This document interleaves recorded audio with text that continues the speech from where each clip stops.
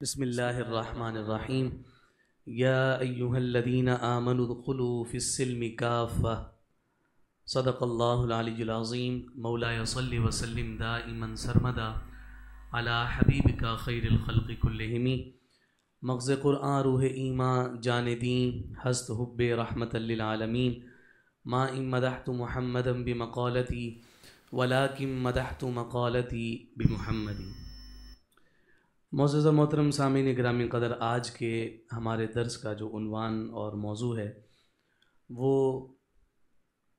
غیروں کی نقالی، غیروں کی مشابہت اور اس کی جانب جو صاحب ایمان کی رغبت ہے، اور اس رغبت کے نتیجہ میں جس انداز میں وہ اللہ رب العزت کے دین کی شناخت کا مذاق اور تمسخر اڑا رہا ہے، اس ضمن میں چند باتیں آپ کے گوش گزار کرنی ہیں۔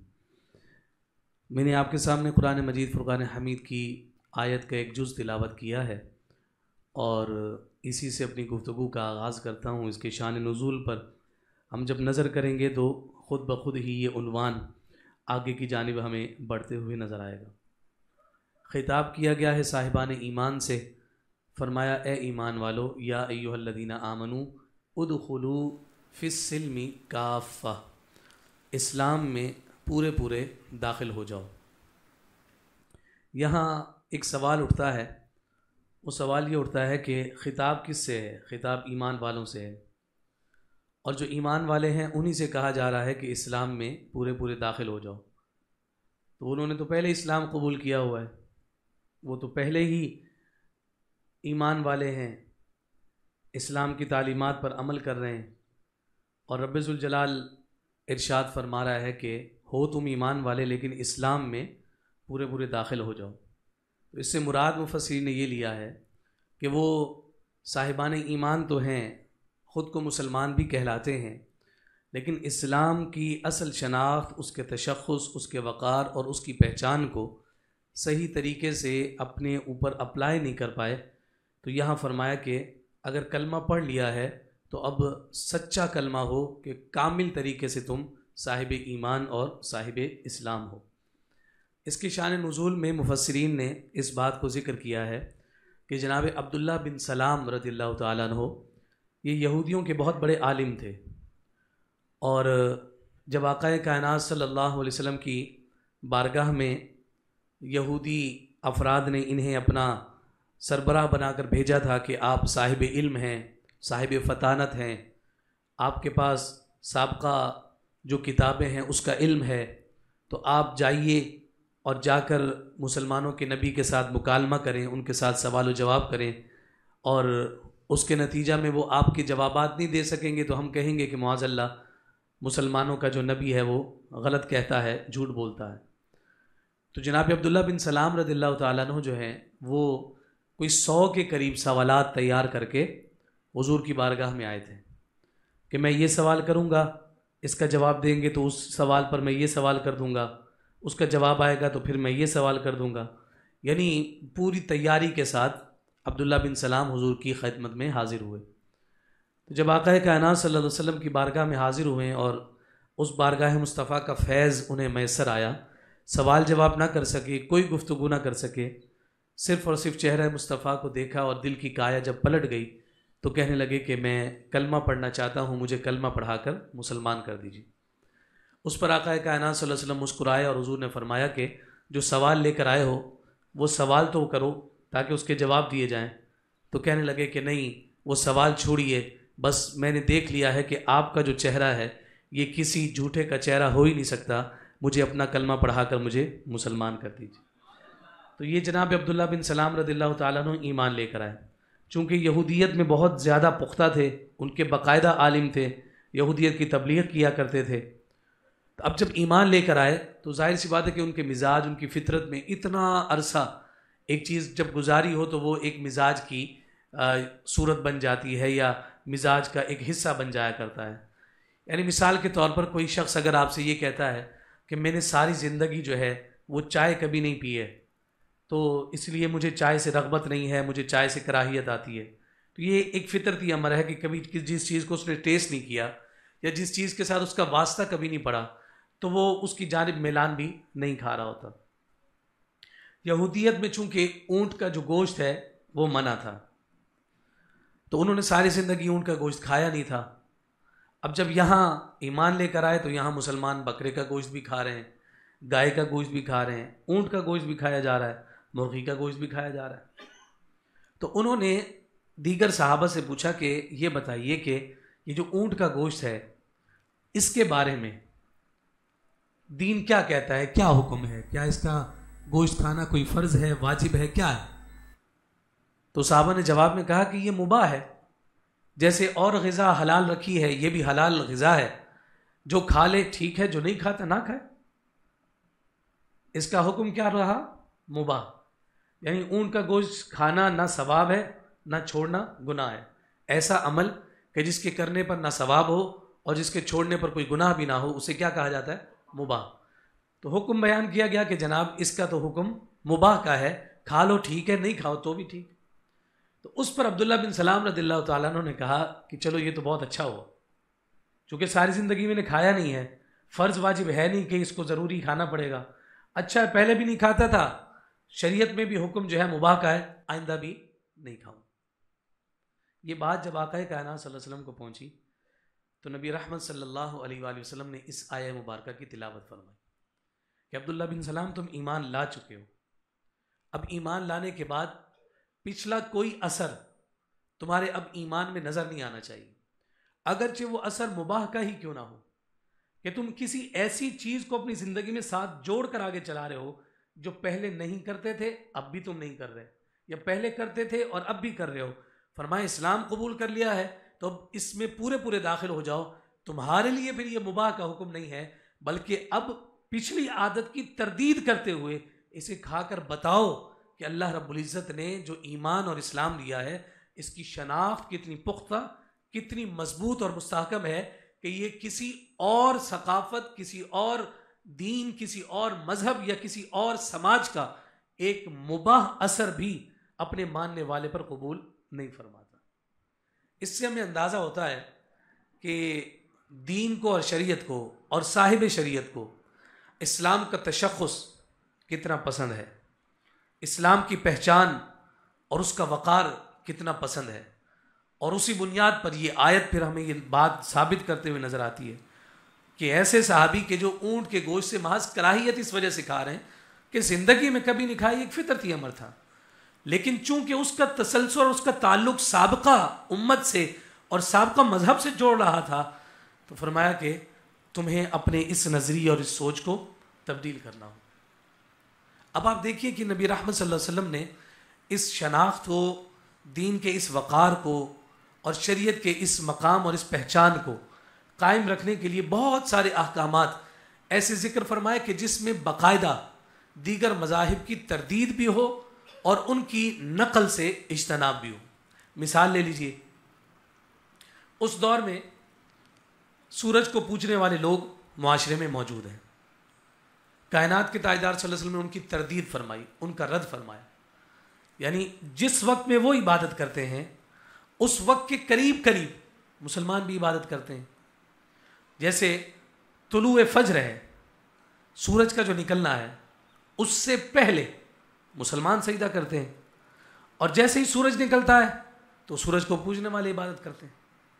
اسی طرح سے دوپہر کا وقت ہے، جب سورج بالکل چوٹی پر آ جاتا ہے تو اس وقت وہ لوگ عبادت کر رہے ہوتے ہیں سورج کو پوجنے والے، اور جیسے ہی وہ جھکتا ہے تو مسلمان عبادت کرنے لگ جاتا ہے. اسی طرح سے جب یہ غروب ہو رہا ہوتا ہے، جب عین غروب کے وقت ہوتا ہے تو وہ عبادت کر رہے ہوتے ہیں، اور جیسے ہی غروب ہوتا ہے تو مسلمان سجدہ کر رہے ہوتے ہیں. یہ بالکل ساتھ ساتھ جڑا نا، تو کسی کو جو ہے نا مشابہ نہ لگ جائے، تشبہ نہ ہو جائے، کسی کو مغالطہ نہ لگ جائے کہ جناب یہ ایک طرف تو کہتا ہے کہ میں رب کا ماننے والا ہوں، اور یہ اس وقت میں عبادت کر رہا ہے، اس وقت میں سجدہ کر رہا ہے جس وقت میں سورج کو پوجنے والے کرتے ہیں، اس کے سامنے جھکنے والے کرتے ہیں. تو آقا کائنات صلی اللہ علیہ وسلم نے یہ ضابطہ بیان فرما دیا، تمہارا وقت یہ ہے جیسے ہی سورج نکلے گا تمہاری نماز کا وقت ختم ہو جائے گا. اور پھر ساتھ فرما دیا اس کے بعد سے لے کر جب تک یہ سورج پوری طرح پروان نہ چڑھ جائے، جو 18 سے 20 منٹ کا فرق بنتا ہے، اس وقت تک تمہیں سجدہ کرنے کی اجازت نہیں. اب یہ کیا ہوا؟ دوسری قوم سے مشابہت ہونے کی بنیاد پر فرمایا کہ تم نے اپنا تسلسل اور تعلق بالکل جدا جدا اور الگ رکھنا ہے. وقت ختم ہو جائے اس کے بعد اتنا وقت انتظار کرنا جتنی دیر وہ لوگ عبادت کرتے رہیں تم نے نہیں کرنا کہ کہیں ان کے ساتھ تمہاری مشابہت نہ ہو جائے. اسی طرح سے ظہر کا وقت فرمایا کہ وقت شروع ہونے سے پہلے یہ پرٹیکولر ٹائم ہے جس وقت وہ پورے پیک پر سورج کھڑا ہے اور اس وقت میں اس کی عبادت کرنے والے اس کے سامنے جھکتے ہیں. تم سجدہ مت کرنا, تم عبادت کے لیے مت کھڑے ہونا, اس لیے کہ کہیں تمہیں دیکھ کر کوئی یہ نہ سمجھ لے کہ تم سورج کے سامنے جھکے ہوئے ہو. تم تو جھکتے ہو تو صرف اپنے ایک رب کے سامنے جھکتے ہو. اسی طرح سے مغرب کا وقت, ان اوقات کو مکروہ اوقات ذکر کر کے اس میں اوقات میں سجدہ کرنے سے منع کر دیا گیا. یہ کس بنیاد پر ہوا؟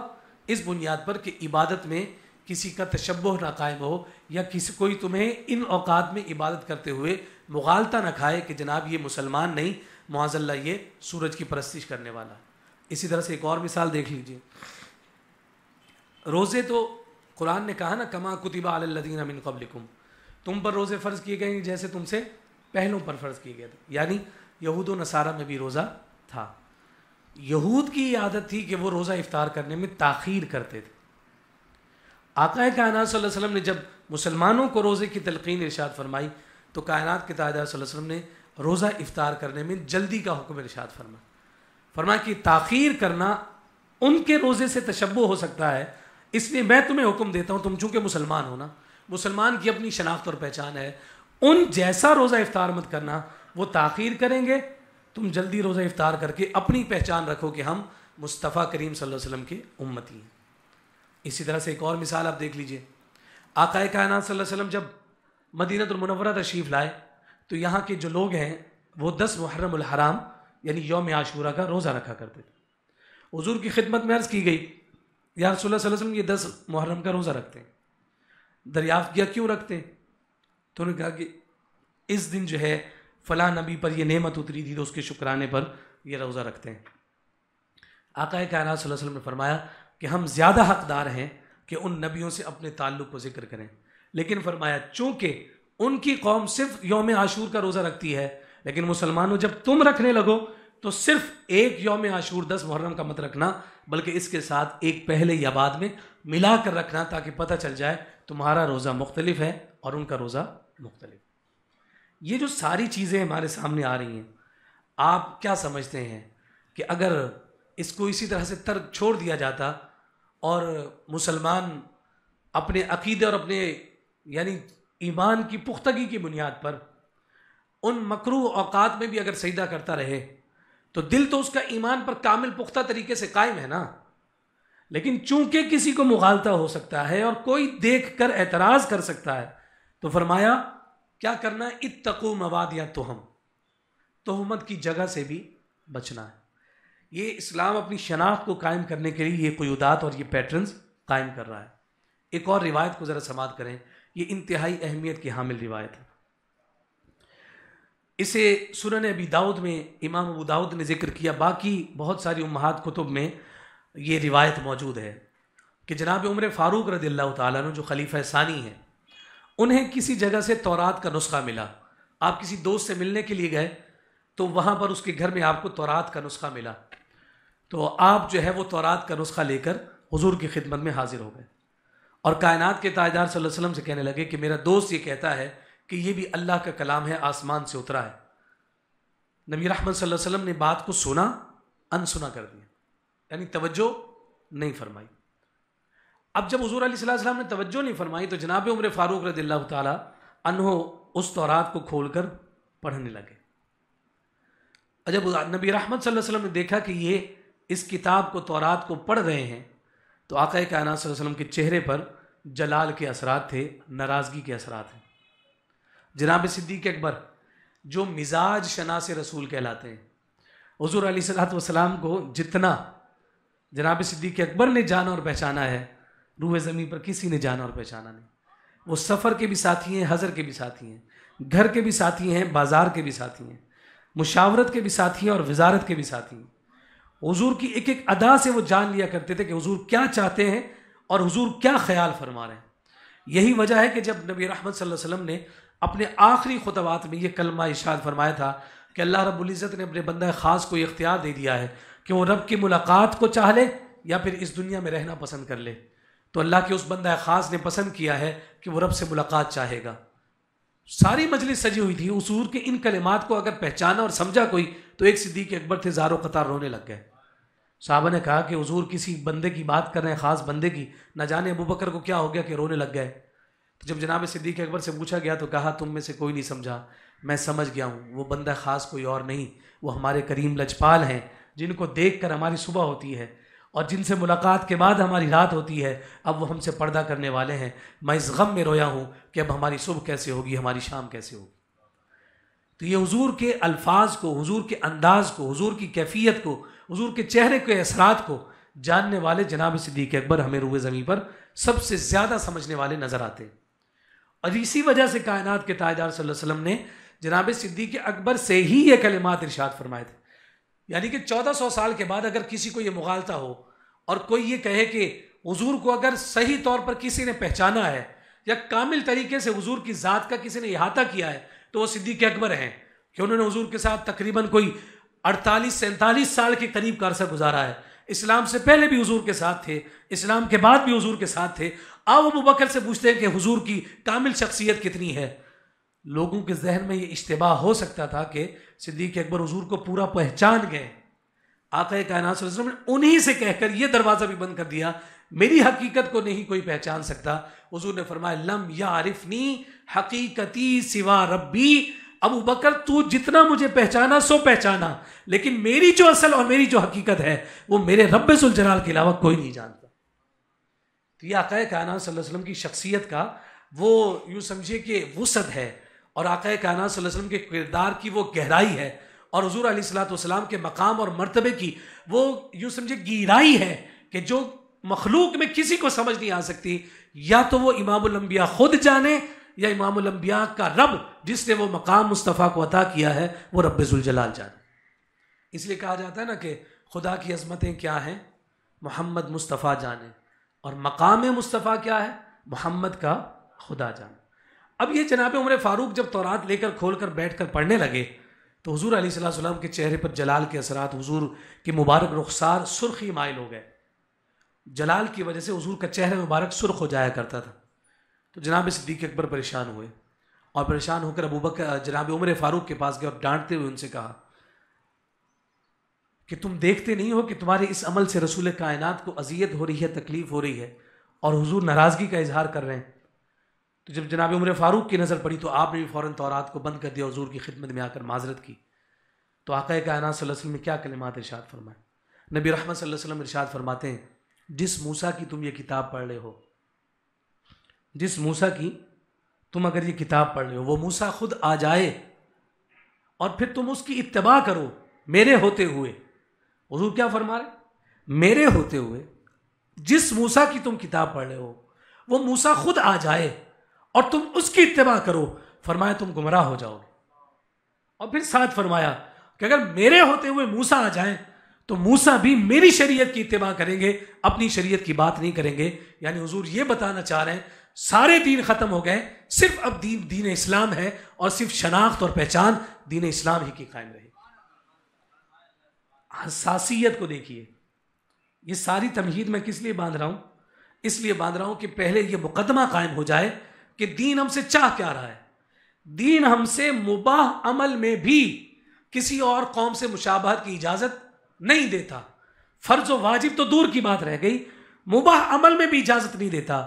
اگرچہ اللہ کا کلام ہو تو رات رب کا کلام ہے، رب کی طرف سے نازل ہوا ہے، لیکن قرآن آ گیا تو اب قرآن کے بعد پھر کسی اور تعلیم کی اور کسی اور نصیحت کی ضرورت نہیں. تعلیم و نصیحت جو بھی حاصل ہوگی وہ کہاں سے ہوگی؟ مصطفیٰ کی بارگاہ سے ہوگی اور قرآن سے ہوگی. یہ ساری باتیں سامنے آنے کے بعد اب ذرا ہم اپنے احوال پر ذرا غور اور فکر کریں. یہ ایک تشخص قائم ہوا، مسلمانوں کی ایک پہچان بنی. مسلمان کیا ہیں؟ ان کا تشخص کیا ہے؟ ان کی پہچان یہ ہے جناب کہ وہ اللہ کے رسول صلی اللہ علیہ وسلم سے اس قدر وفادار ہیں کہ ان کا رسول انہیں کہہ دے بیٹھ جاؤ وہ بیٹھ جاتے ہیں. اللہ کا رسول ان سے کہتا ہے کھڑے ہو جاؤ وہ کھڑے ہو جاتے ہیں. اللہ کا رسول ان سے کہتا ہے کہ چلو جہاد میں جانا ہے، ان کے پاؤں میں جوتے نہ بھی ہوں وہ تب بھی چل پڑتے ہیں، ہاتھ میں تلوار نہ ہو تب بھی چل پڑتے ہیں. کہا یہ مسلمانوں کی پہچان رہی، مسلمانوں کی شناخت رہی. اور قرآن نے کیا کہا؟ وما آتاکم الرسول فخذوہ وما نہاکم عنہ فانتہوا، جو رسول تمہیں دے دے لے لو۔ تو اس سے کیا مراد ہے؟ کوئی مال دے دیں، کوئی اور شے دینے کی بات ہے کہ جو دے لے لو؟ وما نہاکم عنہ فانتہوا، جس سے روک دیں اس سے رک جاؤ۔ اس سے مراد یہی ہے جو تعلیم وہ دے دے بس اس کو اختیار کر لو۔ اب اس میں چے مگوئیاں مت کرو، یہ یوں کیوں، یہ یوں کیوں، اس پر عقل کے گھوڑے مت دوڑاؤ کہ جناب 4 رکعتیں کیوں دی، ہم تو 6 رکعتیں ظہر میں پڑھنا چاہتے تھے۔ اور میں وما آتاکم الرسول، میرا رسول جو دے دے بس لے لو خاموشی کے ساتھ، بس تمہارا کام کیا ہے؟ اطاعت، سر جھکانا، جس سے منع کر دیں پوچھنا نہیں کہ کیوں منع کر رہے ہیں، کیونکہ یہ رسول ایسی کامل ذات اور ہستی ہے، کسی غلط نہج کے ساتھ تمہیں کسی شے سے روک نہیں سکتا۔ وہ اسی بات سے روکے گا جس بات کا وہ رب کی جانب سے حکم لے کر آئے کہ اپنی امت کو اس کام سے روک دو اور اس بات سے روک دو۔ تو اب جب ہمیں وما نہاکم عنہ فانتہوا کا یہ فلسفہ ہمارے سامنے آیا، اور پھر امام الانبیاء صلی اللہ علیہ وسلم یہ فرمائیں اور حضور علیہ الصلوۃ والسلام کی احادیث ہمیں یہ بات ذکر کرے کہ بھائی کسی اور قوم سے، کسی اور ثقافت سے، کسی اور پہچان سے، کسی اور سماج سے تمہارا تعلق مباح امر کا بھی نہیں ہونا چاہیے۔ تمہارا سب کچھ اپنا ہے، تمہارا سب کچھ اپنا ہے، تمہاری عبادت اپنی ہے، تمہاری تہذیب اپنی ہے، تمہاری ثقافت اپنی ہے، تمہارا دین اپنا ہے، تمہاری کتاب اپنی ہے، تمہارا رسول اپنا ہے، سب کچھ تمہارا اپنا ہے۔ تمہیں صرف اپنا بن کر اس سے اپنائیت کا اظہار کرنا ہے، وہ تمہیں نور عطا کرے گا، تمہیں وہ برکت عطا کرے گا۔ اس کی برکت کے اثرات کیا ہمیں جناب عمر فاروق رضی اللہ تعالیٰ عنہ کے دور میں نظر نہیں آئے؟ یہ اسلامی کی شناخت اور وقار تھا نا کہ لباس تو وہ پہنا ہوا ہے کہ جس لباس پر پیوند لگے ہوئے ہیں، لیکن اسلام کے وقار کی کیفیت اور حیثیت کا عالم یہ ہے کہ پیوند زدہ لباس پہن کر آپ بیت المقدس کو فتح کرنے کے لیے جا رہے ہیں، اور سرحد میں جب داخل ہو رہے ہیں تو آپ کی حیثیت اور کیفیت کو دیکھ کر لوگ کلمہ پڑھ رہے ہیں کہ یہ کسی باطل دین کے ماننے والے نہیں ہو سکتے، کہ جناب لباس میں تو کوئی وقار نہیں، لیکن شخصیت کتنی پہچان اور شان ہے کہ فاتح بن کر داخل ہو رہے ہیں، تو ان کا اپنا کمال نہیں، جس دین کو مان رہے ہیں اس دین کا یہ کمال ہے۔ اور یہی بات تو جناب عمر فاروق رضی اللہ تعالیٰ عنہ کہا کرتے تھے۔ ایک مقام پر آپ نے حکم ارشاد فرمایا صفوں کو درست کرنے کے لیے، تو صفیں بالکل اسٹریٹ سیدھی ہو گئی، اور آپ رونے لگ گئے۔ آپ جب رونے لگے تو لوگوں نے دریافت کیا بھائی آپ کو تو روتے ہو کبھی نہیں دیکھا، آپ تو سخت جان آدمی ہیں، کیوں روتے ہیں؟ تو آپ نے فرمایا کہ اس جگہ پر ایک دفعہ میں اور میرے والد خطاب یہاں سے گزرے تھے۔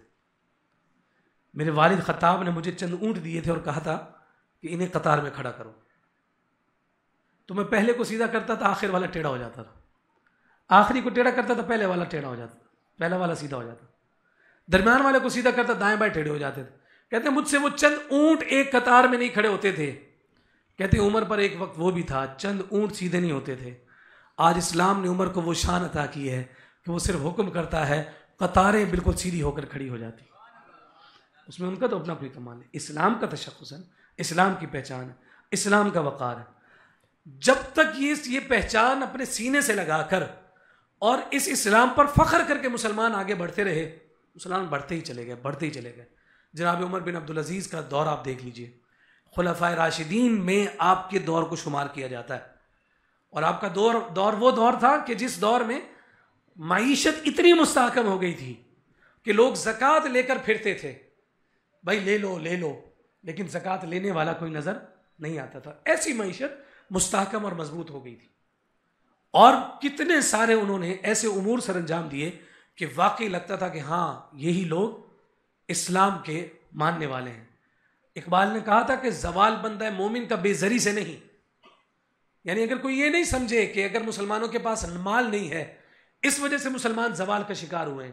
مسلمان اس وقت بھی غالب تھے کہ جس وقت بدر کے میدان میں 313 کے پاس تلواریں نہیں تھیں، بے زر تھے، یعنی ساز و سامان کے علاوہ تھے، لیکن تب بھی ان کی شناخت چونکہ مضبوط تھی، غالب تھے۔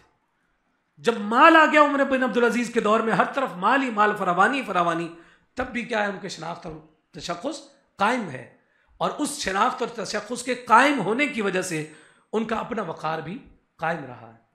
لیکن جیسے جیسے ہم ڈکلائن کی طرف آئے، دیگر ثقافتوں سے ہم مرعوب ہونے لگے، اور اپنی پہچان پر فخر کی بجائے اوروں کی نقالی کی رغبت ہمارے اندر ایک منصوبہ بندی کے تحت پینیٹریٹ کرنے کی کوشش کی جانے لگی، تو اس کا اثر اور اس کا نتیجہ یہ نکلا کہ آج اسلام اس قدر انحطاط کا شکار ہو گیا کہ ایک کلمہ گو مسلمان خود کو مسلمان کہلاتے ہوئے بھی یوں ایک اعتبار سے خوف محسوس کر رہا ہوتا ہے اور مرعوبیت محسوس کر رہا ہوتا ہے کہ جناب میں کہیں مجھے لوگ یوں تانا نہ دے دیں، یوں تانا نہ دے دیں۔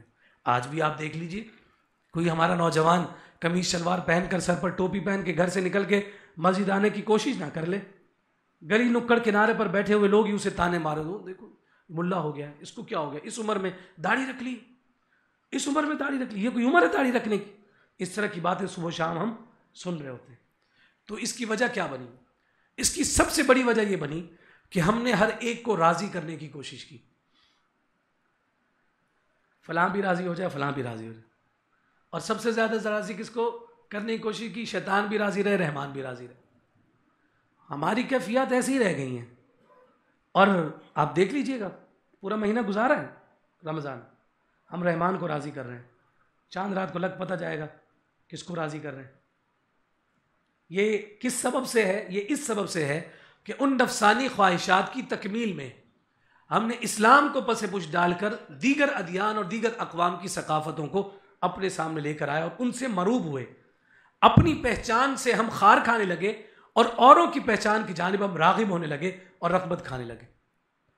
عیسائیت نے ہمیں یہ پیغام دے دیا اور الحاد نے ہمارے سامنے اس بات کو رکھا کہ بھائی دنیا میں اگر تم ترقی چاہتے ہو تو تمہیں دین کو اپنے اس معاشی استحکام سے جدا کرنا ہوگا، امور ریاست سے، امور سلطنت سے دین کو باہر نکالو اور کھل کر کاروبار کرو، تبھی تم جو ہے وہ مادی طور پر ترقی کر سکتے ہو۔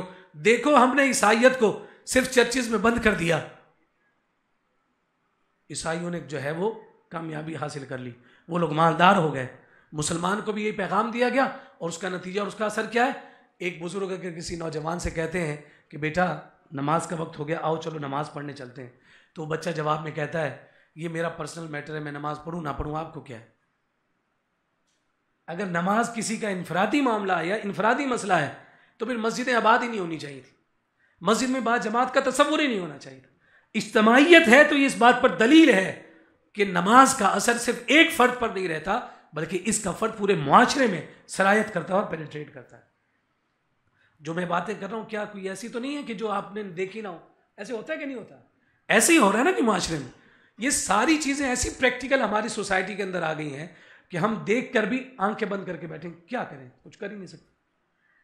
دین کو جب سے اس تصور کے ساتھ ہمارے نوجوان نسل کو دینے کی کوشش کی گئی نا کہ یہ دین تمہارا ذاتی معاملہ ہے، یہ تمہارا پرسنل میٹر ہے، تم نماز پڑھو نہ پڑھو، تم روزہ رکھو نہ رکھو، تم زکوٰۃ ادا کرو نہ کرو، تم سے کوئی باز پرس نہیں کرے گا۔ کسی اور نے کیا کرنی ہے؟ تمہارے ماں باپ کو بھی حق نہیں ہے کہ تم سے پوچھیں ابا کیا آپ ہر نماز کے ٹائم مجھے ٹوکتے رہتے کہ اٹھو نماز پڑھو، اٹھو نماز پڑھو۔ وہ ابا تو اپنے آپ کو جہنم سے بچانے کی کوشش کر رہے ہیں، قوا انفسکم واہلیکم نارا۔ لیکن ہمارے وہ مفکرین اور فلسفی، جسے میں اگر لنڈے کے فلسفی کہوں تو بات غلط نہیں ہوگا، وہ یہ کہتے ہوئے نظر آتے ہیں کہ باپ کو چاہیے ایک دفعہ اولاد کو تلقین کر دے، 2 دفعہ کر دے، 3 دفعہ کر دے، اس کے بعد وہ نماز پڑھ لے تو ٹھیک ہے، نہیں پڑھے تو اب ماں باپ کی کوئی ذمہ داری نہیں ہے۔ یہ کس دین اور کس شریعت کا حکم آپ ہمارے نوجوانوں کو بتانا چاہ رہے ہیں؟ اس عمر میں اگر بچے کو آپ نے باغی کر دیا تو آگے جا کر اس نے ماں باپ کی کیا خیال رکھنا ہے؟ پھر یہی اولڈ ایج ہومز جو ہیں وہ بھرے ہوئے نظر آئیں گے اور ماں باپ جو ہے اپنے اولاد کو دیکھنے کے لیے ترس رہے ہوں گے۔ سوچ رہا ہوگا ہمارے ساتھ مخلص کون ہے اور ہمارے ساتھ وفادار کون ہے اور ہمارا دشمن کون ہے۔ ہم یہ نہیں پہچان پا رہے کہ ہمارا دشمن کون ہے۔ جس دن یہ پہچان لیا کہ ہمارا ساتھی اور ہمارا مخلص دوست کون ہے اور ہمارا دشمن کون ہے، اس دن ہم درست ہو جائیں گے۔ ہمیں جو سیدھی بات کرتا ہے وہ ہمارا دشمن ہے، اور جہاں سے ہمیں اپنے نفس کی خواہش کے لیے کوئی گیپ اور کوئی رستہ ملتا ہے، کہتے ہیں یہی اصل اسکالر ہے۔ نفل نماز کو معاذ اللہ ثم معاذ اللہ نقل کفر کفر نباشد، نفل کا ترجمہ اگر کوئی کہے کہ فالتو، بتاؤ ایسا فلسفی اور ایسا مفکر ہمارے نوجوان کو کہاں دین پر چلانے کے لیے تیار اور آمادہ ہو؟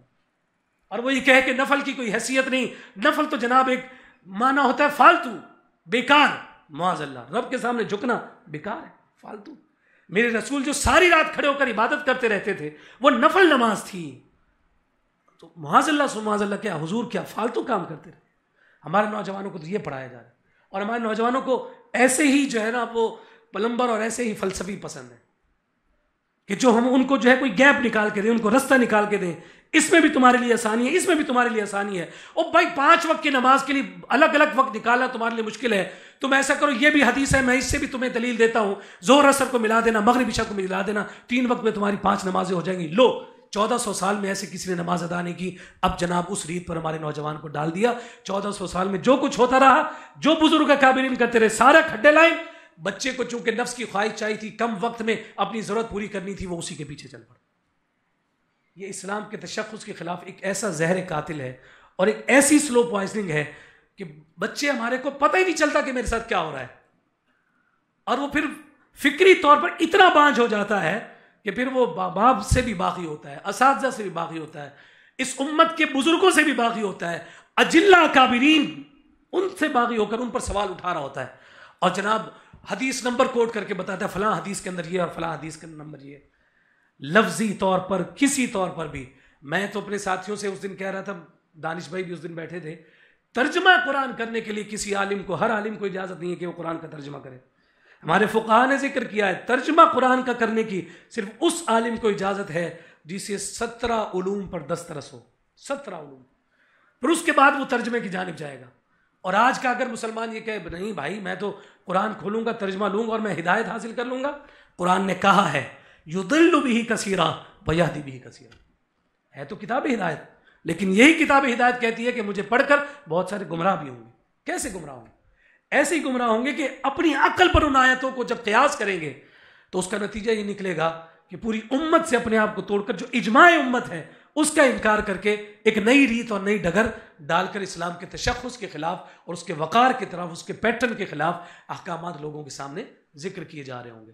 یہ دوسری طرف بات جاتی ہے, لیکن میں دوبارہ ذرا اسی پر آتا ہوں کہ ہماری ان کیفیات میں جو نقالی کا جو ہمیں شوق اور جو ذوق ہے اس میں ہم کتنے یعنی نظریاتی طور پر کتنے ناپختہ ہیں. ایک مثال لے لیجئے, غور کیجئے گا ذرا. پردہ کیا ہے؟ پردہ قرآن کی آیات کے ضمن میں اگر ہم بات کریں, حیا, نظر کو جھکا کر رکھنا, مرد کو بھی حکم ہے اور عورت کو بھی. ایسے ہی عورت کو بھی اجازت نہیں کہ نامحرم مرد کو دیکھے, مرد کو بھی اجازت نہیں ہے کہ وہ نامحرم عورت کو دیکھے. ٹھیک ہے, یہ قرآن کا حکم ہے. پھر عورت کے لیے پردے کا اختصاص رکھا گیا کہ جناب وہ اس طرح سے بکل مارے اور اپنے جسم پر ایسے چادر اوڑھے اور ڈالے کہ اس کے جسم کی حیت کسی نامحرم کے سامنے نمایاں اور عیاں نہ ہو. ایسی قرآن کا حکم ہے, قرآن کا. اچھا, فرض کا درجہ دیں گے, واجب کا درجہ دیں گے. جو اگر اس پر عمل نہیں کرے گا تو گناہ گار ہے نا. عورت گناہ گار ہے کہ نہیں؟ اگر کوئی آنکھوں کا زنا کرتا ہے یعنی بے پردگی کرتا ہے, نامحرم خواتین کو دیکھتا ہے بازار میں چلتے پھرتے, گناہ کر رہا ہے نا. اور گناہ بھی ایسا کہ جو انتہا تک پہنچانے والا, سخت گناہ ہے نا. ہے شادی بیاہ کی تقریبات ہوتی ہیں, اس میں مکس گیدرنگ ہے, کیا یہ اسلام کا تشخص ہے؟ آپ میں سے کوئی کہے گا کہ اسلام کا تشخص ہے؟ جتنے بیٹھے, بزرگ بھی بیٹھے, نوجوان بیٹھے, کہ اسلام کہتا ہے کہ جناب ایک ہی ٹیبل پہ 2 نامحرم خواتین بھی بیٹھ جائیں, 2 نامحرم مرد بھی بیٹھ جائیں, آپس میں گفتگو بھی کرتے رہیں اور شادی کی گیدرنگ ہو. اسلام کی اجازت دیتا ہے؟ الگ الگ رکھنا کیا ہے, پردہ کرنا کیا ہے, واجب ہے. اس کو ترک کیا ہے نا. کبھی کسی کو احساس ہوا نہیں ہوا؟ بڑے مزے سے وہیں جا کے کھانا کھا رہے ہوتے کہ نہیں کھا رہے ہوتے؟ ایسے ہوتا کہ نہیں؟ حالات کیفیت ہمارے سامنے ہے نا. واجب کو ترک کیا, کوئی احساس نہیں, کچھ بھی نہیں, کوئی اہتمام نہیں, کوئی غم نہیں. میت ہو گئی, یہ تو خوشی کا موقع تھا, میت ہو گئی, اسٹرائک تھی, دکانیں بند ہیں, ٹھیک ہے, سفید رنگ کا لباس نہیں مل رہا, کفن نہیں مل رہا سفید رنگ کا. ایک دکان کھلی ہوئی تھی, اس کے پاس گیا, اس سے کہا کہ جناب مجھے کفن چاہیے. تو کہتا ہے کفن تو ہے, سفید رنگ کا نہیں ہے, کالے رنگ کا ہے. کالے رنگ میں اپنی میت کو کیا کرو, دفن کر دو, کفن دے دو. آپ لیں گے کالا؟ کیوں؟ جواب چاہیے ندیم صاحب. فرض ہے, واجب ہے, کیا ہے؟ صرف مستحب ہے, صرف مستحب ہے. یعنی اپنی میت کو سفید کپڑے میں کفن دینا مستحب، اور آپ میت کے وقت، موت کے وقت اور ان رسوم کی ادائیگی کے وقت مستحب بھی چھوڑنے کو تیار نہیں، ٹھیک ہے، اور ڈھونڈتے پھر رہے ہیں پورے شہر میں سفید کپڑا مل جائے، سفید کپڑا مل جائے، تاکہ مستحب طریقے سے اپنی میت کو دفنائیں۔ اور جو اسی طرح واجب اور حکم کے اعتبار سے یعنی اس قدر درجہ کہ اس کی ممانعت یا اس کا رد جانتے بوجھتے کرنا، یہ دل کے مردہ ہونے کی علامت نہیں ہے تو اور کیا ہے؟ وہاں تو کچھ بھی نہیں۔ تو کیا یہ فکری طور پر ہم ذہنی معذور لوگ نہیں ہیں کہ ایک طرف افراط ہے، کچھ بھی کرتے رہو بھائی، کچھ بھی کرتے رہو، میرے بیٹے کی آخری شادی ہے، آخری گھر کی شادی ہے جناب، خوشی کا موقع ہے جی، کرنے دو، سب کر رہے ہیں جی، سب کر رہے ہیں۔ افراط دیکھیے اور تفرید دیکھیں، مستحب بھی چھوڑنے کو آمادہ اور تیار نہیں ہے، دوسرے شہر سے بھی سفید کفن لانا پڑے گا، لے کر آئیں گے۔ اس کا مطلب یہ ہے کہ ذہنی عارضہ ہے، یہ کچھ ذہنی معذوری ہے، یہ پاگل پن ہے، معذور ہیں ہم ذہنی طور پہ۔ اگر باولا کہا جائے تو یہ بھی غلط نہیں ہوگا، ہم باولے، ہمیں پتہ ہی نہیں کہ ہم کیا کر رہے ہیں۔ ایک طرف اتنی سختی اور دوسری طرف چھوڑو بھائی، یہ بھی کرو، یہ بھی کرو، یہ بھی کرو، باقی کیا بچا؟ عقل و خرد بھی تو کسی چیز کا نام ہے نا، عقل کو ہی تو استعمال کرنے کا رب نے حکم دیا۔ کل بھی ہم نے یہی بات کی ہے بھائی، دین اسلام جو ہے یہ عقیدت اور عقل دونوں کے ساتھ احکام بیان کرتا ہے، اور یہ جتنے کام کر رہے ہیں یہ وہی زیادہ کر رہے ہوتے ہیں کہ جو سمجھتے ہیں کہ جناب ہم چیمپئن لوگ ہیں، ہم سے زیادہ دین کو کسی نے سمجھا ہی نہیں ہے، یہ وہی کر رہے ہوتے ہیں۔ اس پر ذرا ہمیں غور و فکر کرنا چاہیے۔ میں بات کو ختم کرنے کی کوشش کرتا ہوں، اختتام کی جانب لے جاتا ہوں۔ چند ہمارے علماء نے جو ہے وہ یوں سمجھیے کہ جو ڈرا بیکس ہیں غیروں کی نقالی کے حوالے سے، جو ڈرا بیکس ہیں ان کو ذکر کیا ہے کہ کون کون سا مرض یا کون کون سا اثر ہماری سوسائٹی میں، معاشرے میں پینیٹریٹ کر سکتا ہے، اس کا انہوں نے ذکر کیا ہے۔ نمبر 1 فرمایا کہ کفر اور اسلام میں ظاہری طور پر کوئی امتیاز باقی نہیں رہے گا، اور حق مذہب یعنی اسلام اور دیگر جو مذاہب باطلہ ہیں وہ بالکل مل کر رہ جائیں گے۔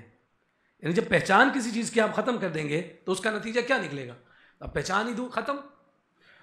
دو افراد یہاں سامنے بیٹھے ہوں اور دونوں نے اگر مسلمانوں کا لباس پہنا ہے اب ہم دونوں کو مسلمان کہہ رہے ہیں، اور اگر دونوں نے عیسائیت کا لباس پہن لیا ہو، گلے میں سلیو لٹکائی ہوئی ہو، تو آپ کیا مسلمان کہیں گے اسے؟ تو اسلام کی پہچان ختم ہوتی ہے، نمبر 1۔ نمبر 2 کہا کہ جو غیروں کی معاشرت، ان کا لباس یا ان کی تہذیب کو اختیار کرتے ہیں، اصل میں وہ ان لوگوں کی بڑائی اور ان کی برتری کو قبول کر رہے ہوتے ہیں، اور خود یہ تسلیم کر رہے ہوتے ہیں کہ ہم کمتر ہیں۔ اور دین کیا ہے؟ لیظہرہ علی الدین کلہ، حضور تو آئے اس لیے ہیں کہ اس دین کو سب پر غالب کر دیں، اور ہم ان کی ریت اور ان کے انداز کو اختیار کر کے غیر محسوس طریقے سے یہ بات ثابت کر رہے ہوتے ہیں کہ وہ ہم سے برتر ہیں، اس لیے ہم ان کی چیز کو ایڈاپٹ کر رہے ہیں، اور لاشعوری طور پر کیا کر رہے ہوتے ہیں کہ اپنے آپ کو کمتر اور احساس کمتری میں مبتلا کر رہے ہوتے ہیں۔ پھر اس کے بعد اگلا ذکر کیا کہ جب غیروں سے مشابہت اختیار کی جا رہی ہوتی ہے نا، تو اس مشابہت کے اختیار کرنے سے یہ ثابت ہوتا ہے کہ اس قوم سے فلاں شخص کو پیار اور محبت ہے، اور اس سے تو قرآن نے بے شمار مقامات پر منع کیا، لا تتخذوا عدوی وعدوکم اولیاء، یہ کسی طور پر بھی تمہارے دوست نہیں، ایمان والو ان کو اپنا دوست مت بناؤ۔ تو جب ان سے ان کی ثقافت کو اختیار کر کے آپ آئیڈینٹیکلی اس بات کو ذکر کر رہے ہیں اور اس بات کو یوں سمجھے کہ پرسکرائب کر رہے ہیں کہ جناب ان کو ہم نے اس لیے اڈاپٹ کیا کہ وہ چیز ان کی اچھی لگی، اچھی تو ان کی چیز لگتی ہے جو پیارے ہوتے ہیں۔ سوچ لیجیے آگے کیا جواب نکلتا ہے۔ پھر اس کے بعد فرمایا کہ نتیجہ کیا نکلتا ہے یہ ساری چیزیں اختیار کرنے کے بعد؟ آہستہ آہستہ ایسا شخص کہ جو دیگر سماج میں اپنے آپ کو رکھنا یا ان کی شناخت کو اڈاپٹ کرنا اپنے لیے باعث عزت یا باعث فخر سمجھ رہا ہوتا ہے، آہستہ آہستہ وہ کیا کرتا ہے؟ ایک رسم اس کے سامنے دوسرے مذہب کی ہے اور ایک اس کی اپنے مذہب کی، تو ان کے مذہب کو اڈاپٹ، اس رسم کو اڈاپٹ کرنے کے بعد وہ اپنے تمدن اور اپنی ثقافت کا استہزاء کر رہا ہوتا ہے، مذاق اڑا رہا ہوتا ہے۔ اور آپ کو یہ نظر آتی ہیں چیزیں؟ کیا نہیں نظر آتی ہے؟ ہماری ثقافت کا کیا مذاق نہیں اڑایا جا رہا ہوتا کہ جناب یہ کیا بات ہو گئی، اس طرح تھوڑی ہوتا ہے، اس طرح سے کوئی ایجاب و قبول تھوڑی ہوتا ہے، اس طرح سے نکاح تھوڑی ہوتے ہیں، اس طرح سے جو ہے شادی بیاہ تھوڑی ہوتی، جب تک ہمارے ڈھول باجے نہ ہوں، جب تک جناب 10 قسم کے جو ہے فنکشن نہ ہو، اس وقت تک تو ہمارا نکاح ہی پورا نہیں ہوتا، شادی نہیں پوری ہوتی. تو تمدن، اسلام کی تہذیب، تمدن اور اس کا استہزاء پینیٹریٹ کرتا ہے. پھر اس کے بعد فرمایا جب اسلامی وضع کو چھوڑ کر وہ اغیار کی وضع کو اختیار کرے گا تو اپنی قوم میں اس کی عزت باقی نہیں رہے گی. اب پرایا ہو گیا نا، جائیں پرایا ہو. اس کے بعد کہا کہ اسلام کا دعویٰ تو ہے، یعنی نام نہاد مسلمان رہ گئے نا، اسلام کا دعویٰ ہے، لیکن اپنے وضع قطع اور اپنے حلیہ سے اس نے یہ ثابت کر رکھا ہے کہ صرف اوپر اوپر سے ہی میں مسلمان ہوں، باقی میری کوئی کیفیت یا ایسی کوئی بات نہیں ہے. اور یہ کب نتیجہ نکل رہا ہے؟ یہ وہی بات ہے کہ یہ مذہب جو ہے نا میرا ذاتی فعل ہے، میں نے اپنے رب کو جواب دینا ہے، آپ اپنے کام سے کام رکھیں، آپ کو کیا پڑے. ایک شخص ہے بھائی پورا سال مسجد نہیں آتا، صرف عید کی نماز پڑھنے آ رہا ہے، پورا سال وہ مسجد جاتے ہوئے کسی کو نظر نہیں آ رہا، پڑوسی کیا خیال کرے؟ آپ کو کیا لگتا ہے؟ مسجد آنے جانے سے ہم پہچانے جائیں گے نا کہ مسلمان ہیں، اور اگر نہیں آ جا رہے ہوں گے تو کیا ہوگا؟ ہمارے سامنے بات. پھر اس کے بعد ذکر کیا کہ غیروں کی جب بندہ مشابہت اختیار کر لیتا ہے تو اس کی اپنی قوم کے حوالے سے جو غیرت اور اس کی جو حمیت ہے وہ ختم ہو کر رہ جاتی ہے. اب آپ یہ دیکھیے کہ ایک طرف ہماری اسلام کی ثقافت ہے، ٹھیک ہے، اسلام کی تہذیب، اسلام کی پہچان و تمدن ہے، اس کے لیے آپ کو کوئی جان دیتے ہوئے نظر نہیں آئے گا. لیکن آپ اپنی علاقائی ثقافت کی جانب چلے جائیں تو وہاں پہ قتل و غارت گری ہو جاتی. جناب یہ ہماری سندھ کی ثقافت ہے، اس کے اگینسٹ اس نے یہ کیوں کر دیا. یہ ہماری پنجاب کا کلچر ہے، جناب یہ ہمارا ہندوستان کا کلچر ہے، اس کے خلاف انہوں نے بات کیسے کر دی. اور پھر اس پر کیا ہوتا ہے؟ جانیں لی جا رہی ہوتی. لیکن اسلام کا تشخص وقار، اس کا خود ہم نے گلا گھونٹ دیا، لیکن کسی کی عزت اور کسی کی غیرت نہیں جاگتی. فرمایا یہ غیرت کا نہ جاگنا اور حمیت کا نہ جاگنا اس بات کی دلیل ہے کہ ہم مرعوب ہو چکے ہیں. ہماری نظر میں اسلام کی اپنی شناخت کی حیثیت جو ہے وہ کیا ہے؟ وہ ختم ہو کر رہ گئی. اسلام بالکل نا زندگی کو تبدیل کر کے رکھ دیتا ہے، ایک دم دنیا تبدیل ہو جاتی ہے. اس کی ایک مثال میں آپ کی خدمت میں ذکر کرتا ہوں. ایک صحابی ہیں حضرت ثمامہ بن اسال رضی اللہ تعالیٰ عنہ. جناب ثمامہ یہ کافر تھے اور بنو حنیفہ کے سردار تھے. مسیلمہ کذاب جس نے نبوت کا دعویٰ کیا تھا، اس کے کہنے پر معاذ اللہ وہ حضور علیہ السلام کو قتل کرنے کے لیے آیا تھا. آقا کائنات صلی اللہ علیہ وسلم تک پہنچنے سے پہلے ہی مسلمانوں نے اسے ثمامہ کو پکڑ لیا تھا اور اسے گرفتار کر کے مسجد کے ستون کے ساتھ لا کر کیا باندھ دی. اب مسجد کے ستون کے ساتھ بندھا ہوا، حضور نماز کے لیے تو آ رہے ہیں، تو آقا کائنات صلی اللہ علیہ وسلم اس کے پاس سے گزرے تو اس سے پوچھا ثمامہ کیا حال ہے؟ تو اس نے کہا اچھا ہے، اور ساتھ کہنے لگا کہ اگر آپ مجھے قتل کر دیں گے تو ایک خون والے کو قتل کریں گے، یعنی کہ میرا بدلہ آپ سے لیا جائے گا، آپ پوری ایک قوم سے جو ہے نا ٹکر لے لیں گے، دشمنی مول لے لیں گے. اور اگر آپ مال چاہتے ہیں تو فرمائیے جتنا آپ چاہیں گے آپ کو دے دیا جائے گا، مجھے چھوڑ دیں. حضور علیہ السلام نے اس کی بات کو سننے کے بعد آگے چلے گئے. اگلے دن پھر حضور اس کے پاس سے گزرے اور یہی بات ارشاد فرمائی، ثمامہ سناؤ کیا حال ہے؟ تو اس نے پھر وہی جواب دیا کہ اگر آپ مجھے قتل کر دیتے ہیں تو میری پوری قوم کا جو ہے نا وہ آپ دشمنی مول لیں گے، آزاد کر دیں گے تو بہت مال ملے گا آپ کو. حضور خاموشی سے آگے بڑھے. تیسرے دن پھر جب حضور علیہ السلام گزرے اور حضور نے دریافت کیا ثمامہ سناؤ کیا حال ہے، تو اس نے پھر جواب وہی دیا. تو آقا کائنات صلی اللہ علیہ وسلم نے فرمایا ثمامہ کو چھوڑ دیا جائے، اس کو نہ ہم قتل کریں گے نہ اس سے کوئی مال ہم لیں گے، اس کو چھوڑ دو، اس کو جانے دو. حضور علیہ السلام نے ان کو چھوڑا. جناب اب ان سے کہا جا رہا ہے کہ جائیے، جاتے نہیں. گئے ہیں، غسل کیا ہے، واپس آ گئے اور واپس آ کر کہنے لگے یہ 3 دن میں آپ کی زبان سے اللہ کا کلام سنتا رہا ہوں، یہ سن کر بھی میں کہیں اور جاؤں کہیں نہیں جاؤں گا، آپ کا کلمہ پڑھنا چاہتا ہوں. کلمہ پڑھ کر مسلمان ہو گئے. ٹھیک ہے، یہاں بات ختم نہیں ہوئی. اصل جو کیفیت ہے نا وہ اس کے بعد کی ہے. اصل بات کیا ہے؟ سماعت کیجیے. اصل یہ ہے کہ جناب حضور کی خدمت میں آ کر جب ایمان لے کر آ گئے تو اب حضور سے کہنے لگے یا رسول اللہ صلی اللہ علیہ وسلم، اللہ کی قسم جب تک ایمان نہیں لایا تھا روئے زمین پر آپ کے چہرے سے معاذ اللہ برا چہرہ مجھے کسی کا نہیں لگتا تھا. اور کہتے ہیں اب جب میں ایمان لے کر آ گیا ہوں, آپ سے کے چہرے سے حسین چہرہ مجھے زمین پر کسی کا نہیں لگتا. فوراً کیا ہوا ہے, دل کی کایا پلٹی ہے. پھر اس کے بعد کہنے لگے یا رسول اللہ صلی اللہ علیہ وسلم, اللہ کی قسم جب تک اسلام نہیں قبول کیا تھا تو آپ کے ایمان سے پہلے, یعنی اس دین سے پہلے, دین اسلام لانے سے پہلے اس دین سے ناپسندیدہ دین مجھے کوئی اور نہیں لگتا تھا, لیکن جب اس دین کا کلمہ پڑھا ہے تو اس سے پسندیدہ دین مجھے کسی اور کا نہیں لگتا. اب آپ یہ دیکھیے, اس پر ذرا غور کریں, دل کی کایا پلٹنا اس کو کہتے ہیں. یعنی بالکل مائنس سے پلس کی طرف ایسی کیفیت کے ساتھ آ جانا کہ بالکل اپوزٹ ہی معاملہ ہو جائے, درمیان کی کیفیت ہی کوئی نہیں ہے, درمیان کا کوئی اثر ہی نہیں ہے کہ وہ کہیں کہ آہستہ آہستہ آپ سے مجھے پیار ہونے لگ گیا. کلمہ پڑھا, اس سے پہلے یوں تھا اب یوں ہو گیا, اس سے پہلے دین یوں لگتا تھا اس کے بعد اب دین مجھے یوں لگنے لگا ہے. تو گویا کہ کیا پتہ چلتا ہے, پتہ یہ چلتا ہے کہ جو مسلمان ہو پھر وہ پختہ اور کامل ہو, دین بھی اس کو پیارا ہو, دین والا مصطفیٰ بھی اسے پیارا ہو, صرف دعویٰ نہیں بلکہ دلیل کے ساتھ ہونا چاہیے, تاکہ اس کے ذریعے سے ہم یہ ثابت کر سکیں کہ ہاں واقعی کیفیت کا ماجرا اور معاملہ یہی ہے کہ جب کوئی بندہ حقیقی معنوں میں شریعت سے اور صاحب شریعت سے پیار کر لے تو پھر وہ کسی سے مروب نہیں ہوتا, کوئی اس پر غالب نہیں آتا, کسی سے وہ انسپائر نہیں ہوتا. اگر وہ انسپائر ہوتا ہے اور متاثر ہوتا ہے تو صرف اور صرف کس سے ہوتا ہے, اپنے محبوب کریم لجپال امام الانبیاء سے.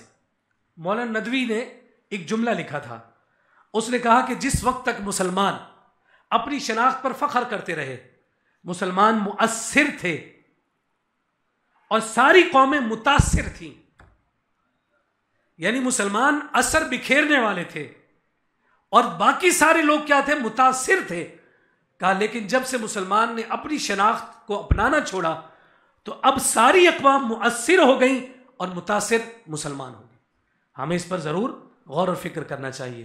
باتیں اس پر اور بھی بہت ہو سکتی ہیں, لیکن آخری بات ذکر کریں, بات کو ختم کرتا ہوں کہ یہ ساری باتیں اس ضمن میں آ رہی ہوتی ہیں کہ ہم ہر ایک کو راضی کرنے کی کوشش کرتے ہیں.